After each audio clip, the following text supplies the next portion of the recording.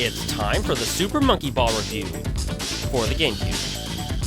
Just like Pikmin 2, and I don't know why, but this was quite a hard game to find in stores. I've been wanting to review the first Super Monkey Ball game for quite some time, but it seemed like I could only find every single other Super Monkey Ball game except for the original in stores. And yes, I know I could have bought it online instantly, but like I said in my Pikmin 2 review, it's kind of like a game for me to find a specific game in stores. So anyway, I finally found it, so let's get to the review. This is going to be a short review, since, well, there's not really much to talk about. Super Monkey Ball is an updated port of Sega's arcade game Monkey Ball. I've never played the arcade game, so I won't be comparing the arcade version to the port. The gameplay is the same throughout the vast majority of the game. The main game is about guiding one of 4 monkeys to choose from, all of who reside in their own sphere, along a variety of platforms, each with their own unique paths and puzzles, to a ribbon goal somewhere on the field.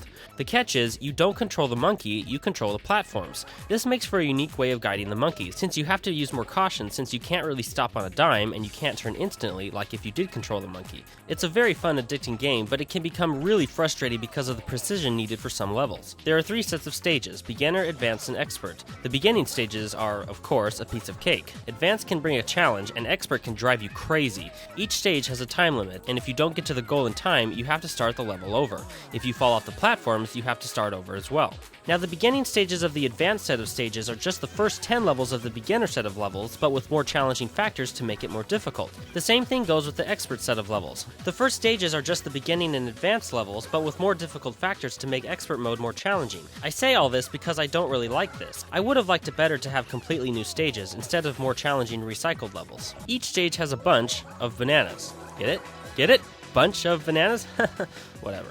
These bananas are not necessary for you to pick up, however, if you obtain 100 of them, you'll gain an extra life. You only start out with 3 lives, and since the levels can become brutally hard, it's a good idea to try to get as many bananas as you can. However, depending on the level, acquiring bananas can actually turn out to be fatal for you, since some bananas are very difficult to get. So it's kind of a catch-22 situation. Bananas give you life, however trying to obtain certain bananas can prove to be fatal. The level designs are very creative, and the advanced and expert levels will keep you on your toes, trying very hard to guide the monkey to the goal. However, believe me, you will become very frustrated with the game due to its high difficulty in the later levels. The graphics are fun and cartoony, with rich colors and nice textures for the time of the release. The controls are very simple, and I'd have to say they're perfect as well. The only thing you'll do is move the stages with the analog stick and press the A button to zoom in and out of your mini-map at the bottom right corner of the screen. That's it. Simple and perfect. However, that doesn't mean you still won't become frustrated with the higher levels. Thing is, once you start tilting the levels in any direction, it is near impossible to get the monkey to stop moving. It seems like he or she will constantly move, even if it's at 1 foot per hour. This can make the game frustrating because you think the monkey has stopped, but then you see that he suddenly starts to fall off the platform, and then you freak out and say, "What the heck? I thought he was stopped," while trying to recover, but he falls off the platform. So anyway, that's why it can get really frustrating, because it's virtually impossible to get the monkey to stop moving. Each time you complete a whole set of levels, depending on the difficulty, you will receive a number of points. You can use these points to purchase special minigames. Some of the minigames are already available to you, and they can be quite fun as well. My friends and my favorite minigame was this one. You get to roll your monkey down a ramp and launch him or her off, and then glide them over to a platform which can actually be more difficult than it looks, and whichever point sector your monkey stays on, that's how many points you get, and whoever has the most points at the end of the game wins. There are some variable factors that play into the scenario, which just makes the game more strategic and fun.